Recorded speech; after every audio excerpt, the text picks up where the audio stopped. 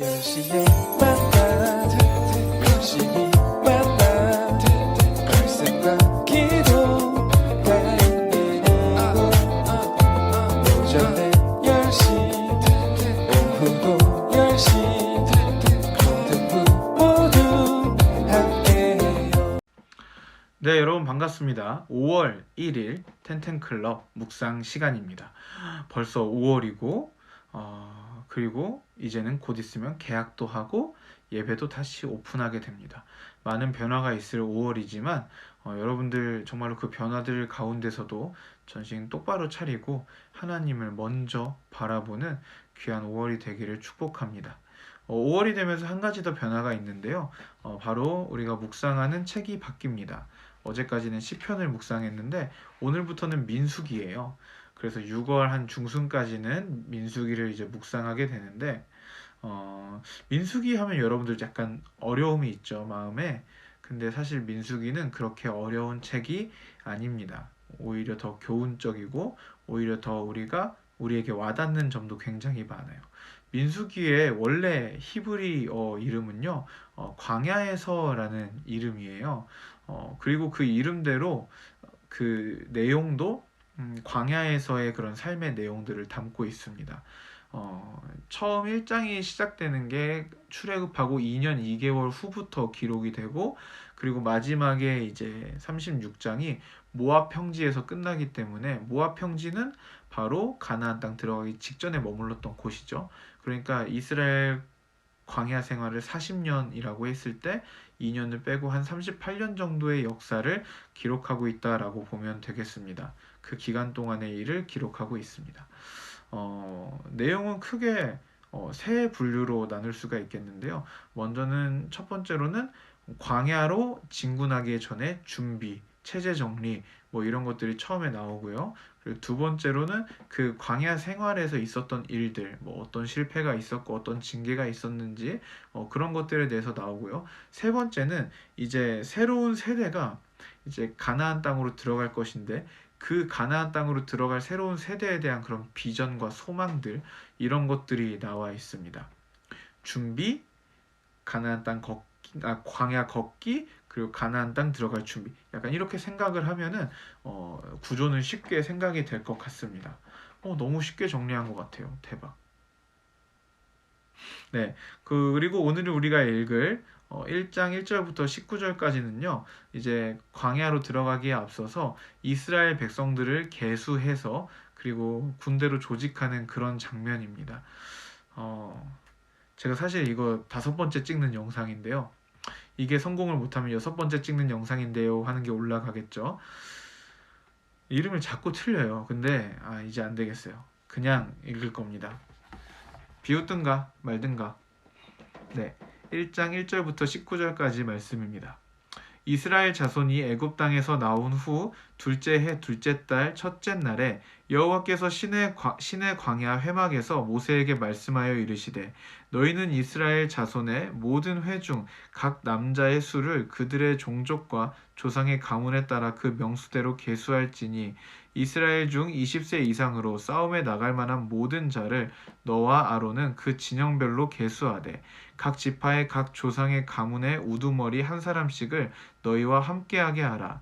너희와 함께 설 사람들의 이름은 이러하니, 르우벤 지파에서는 스데울의 아들 엘리수리오, 시므온 지파에서는 수리사데의 아들 수루미엘이요, 유다 지파에서는 암미나답의 아들 나손이요, 이사갈 지파에서는 수알의 아들 느다넬이요, 스불론 지파에서는 헬론의 아들 엘리압이요, 요셉의 자손들 중 에브라임 지파에서는 암미웃의 아들 엘리사마요, 므낫세 지파에서는 부다술의 아들 가말리엘이요, 베냐민 지파에서는 기드오니의 아들 아비단이요, 단 지파에서는 암미사떼의 아들 아히에셀이요, 아셀 지파에서는 오그란의 아들 바기엘이요, 갓 지파에서는 두레의 아들 알리아삽이요, 납달리 지파에서는 에난의 아들 아히라이니라 하시니, 그들은 회중에서 부름을 받은 자요, 그 조상 지파의 지휘관으로서 이스라엘 종족들의 우두머리라.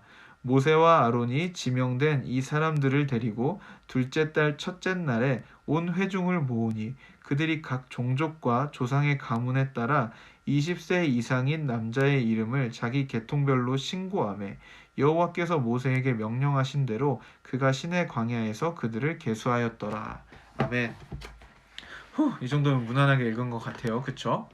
칭찬합니다. 오늘 이 본문은요, 이제 광야로 이제 본격적으로 광야로 걷기 이전에 이제 이스라엘이 정비되고 군대로 조직이 되는 장면입니다. 그리고 특별히 오늘 본문은 그 중에서도 각 지파별로 우두머리, 지도자, 사람들을 세우는 장면입니다. 여러분, 저는 어렸을 때 광야 생활 그리고 가나안 정복, 여호수아가 막 싸움하잖아요. 그것들을 생각할 때 그냥 떠오르는 이미지는 그냥 기적, 그냥 막무가내, 약간 이런 이미지였어요. 그냥 이스라엘 백성들은 오 이러고 있으면은 그냥 하나님이 그냥 이렇게 막 다 이겨주고 막 와 해서 다 이겨주고, 이스라엘 백성들은 그냥 오 이러고 있으면은 하나님이 그냥 싹 쓸어주고. 물론 모든 전쟁은 하나님께서 주관하시고 하나님께서 승리하게 하신 것은 맞습니다. 그리고 그것을 집중적으로 훈련한 곳이 광야이고 가나안 땅인 건 맞아요. 정말 맞아요. 그래서 그런 부분들을 목사님들이나 이제 설교하시는 분들이 유독 강조하다 보니까 이스라엘 입장에서는 그냥 아무 생각도 없고 아무런 준비도 없이 그냥 전쟁에 나간 것처럼 저는 와닿을 때가 많이 있었습니다. 그런데 오늘 본문을 보면요, 여러분, 이스라엘은 준비했고 정비했습니다. 광야 생활을 우리의 인생살이라고 그리고 세상살이라고 생각해 봤을 때, 여러분, 광야에 나가기에 앞서서 우리가 정말로 그 인생에 뛰어들기에 앞서서 우리에게도 준비가 필요하고 정비가 필요하다라는 겁니다. 하나님의 군대가 나아가기에 앞서서 어떤 정비, 어떤 준비가 가장 먼저 필요할까요? 네, 그것은 바로 오늘 본문이 이야기해 주는 것처럼 각 지파의 우두머리들을 세우고 있잖아요. 이 시대도 똑같습니다. 하나님 나라의 군대가 조직이 되고 하나님께서 이 땅 가운데 하나님의 일을 이루시기 위해서 그 필요한 자원들과 필요한 사람들을 하나님께서 여전히 세우고 계신다라는 겁니다. 이 땅에서 여호와의 전쟁을 여전히 우리가 치러야 할 텐데, 물론 그 전쟁은 총과 칼과 목숨을 빼앗는 전쟁은 절대 아닙니다.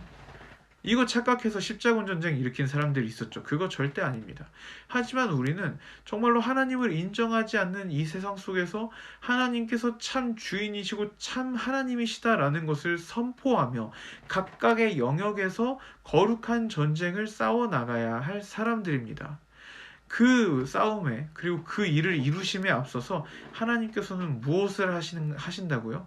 오늘 본문에서와 같이 각 지파에서 이름도 다 외울 수 없는 어려운 사람들의 이름을 막 얘기하죠.